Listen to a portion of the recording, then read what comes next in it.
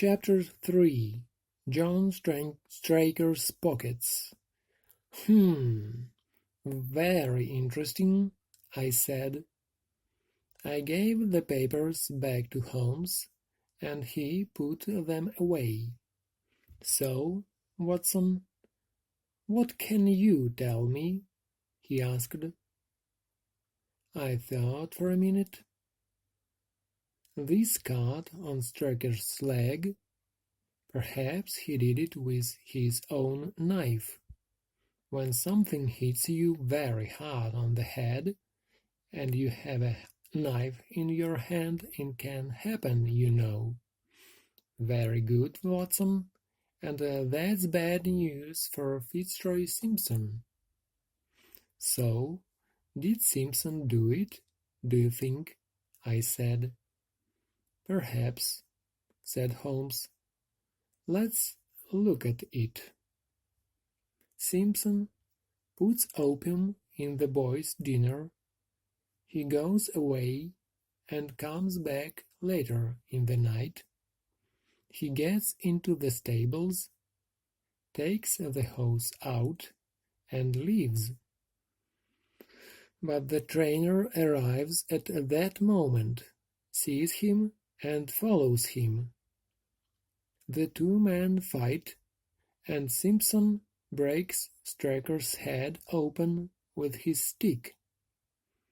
Then Simpson takes the horse. But where? Or did the horse run away? Is it still out on the moor? And how did Simpson get into the locked stables? I don't know, Watson. I don't know. We must wait and see. When we arrived at Tavistock Station, two men came to meet us. Inspector Gregory was a tall, slow-moving man with blue eyes, and Mr. Ross was small and quick. He was the first to speak. Very pleased to see you, Mr. Holmes. The inspector here is working hard, but we need help. We must find poor Straker's killer, and I want to find my horse. Is there any news? Asked Holmes. Let's talk on the way, the inspector said. I'd like you to see everything in the daylight. We were soon out of the little town and up on the brown hills of the moor. Inspector Gregory thought that the killer was Fitzroy Simpson. Simpson was out in the rain that night. His suit was still wet on the Tuesday, he said. He had a big stick, and his scarf was in the dead man's hand. That looks bad, Mr. Holmes. Very bad. Holmes smiled. You need more than that, Inspector. The servant, Edith, spoke of an envelope. Did Simpson say anything about that? Yes. He said it had money in it. A £10 note for the stable boy. What about these other training stables at Capleton? Asked Holmes. Does Simpson have friends there? No, we don't think so. We went to Capleton, of course. Their horse, Desborough, is the second favorite for the Wessex Cup, and Silas Brown, the trainer, was not friendly with Straker. But we found nothing. When we arrived at King's Pyland, Inspector Gregory took us into the trainer's house. Straker's body is upstairs, he said. But we have here the things from his pockets, and from the ground next to his body. "Would you like to see them, Mr. Holmes?" "Very much," said Holmes. We went into the front room, and the inspector opened the box and put things on a table.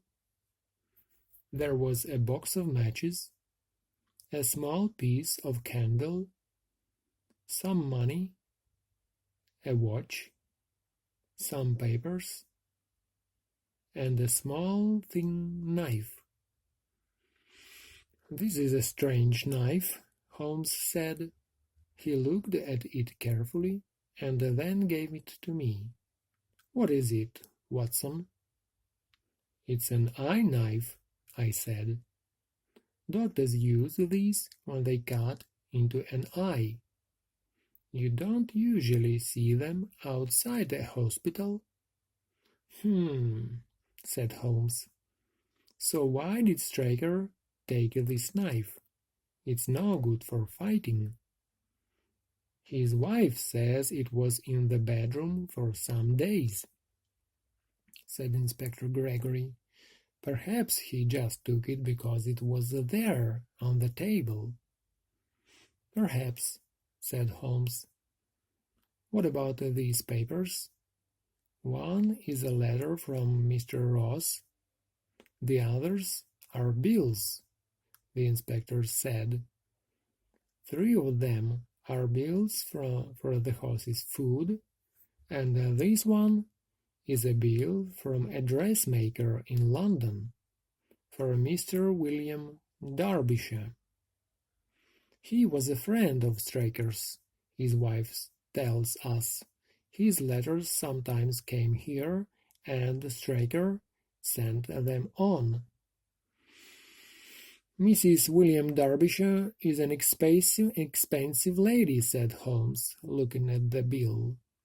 £25 is a lot of money for just one dress and one hat."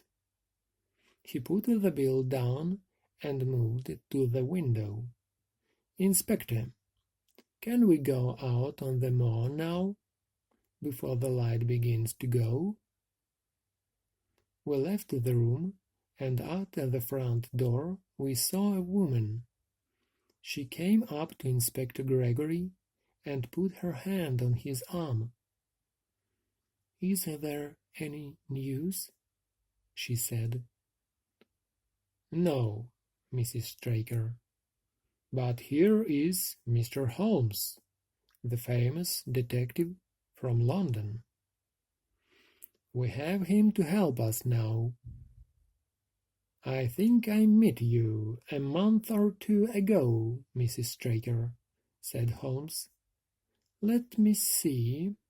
Yes, it was in Plymouth, at a garden party. Do you remember?" "No, sir, that wasn't me." "But I remember so well. You had a blue dress and a dark blue hat with white flowers on it." "I don't have a hat with flowers on it, sir," Mrs. Straker said. Well, I'm wrong then. I'm so sorry." And with that, Holmes followed the inspector outside. The 4 of us then walked past the stables and up onto the moor. After 10 minutes, Inspector Gregory stopped. "Here we are," he said. "Straker's body was just down there. His coat was here, on this small tree." "On the tree? Not on the ground?" Holmes asked. "Oh, no, it was on the tree, carefully away from the mud on the ground." "Interesting," said Holmes. "Now I must look at the mud down there." "Ah," said Inspector Gregory, And to help you, I have here in this bag one of Straker's shoes, one of Fitzroy Simpson's shoes, and one of Silver Blaze's horseshoes. My dear Inspector, well done!